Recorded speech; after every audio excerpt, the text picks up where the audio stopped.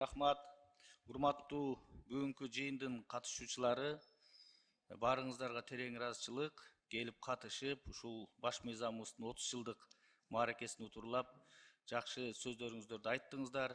Эми бизде ушундай демократия, ким оозуна келгенин каалаганын сүйлөйт. Биздин бир ораторубуз дагы айтты, мен бул күнгө келбейт элем, бул иш-чарага дейт, бирок келди. Мен катышпайт элем дейт, катышып отурат. Мындай эки жүздүүлүктүн чеги болот.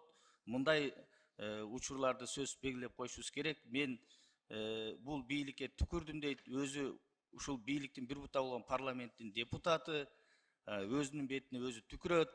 Биз ошондой ачуу таттууну ачык айтып коюшубуз керек. Анткени менен мен ойлойм, бүгүнкү биздин жыйын өз максатына жетти. Бар болуңуздар.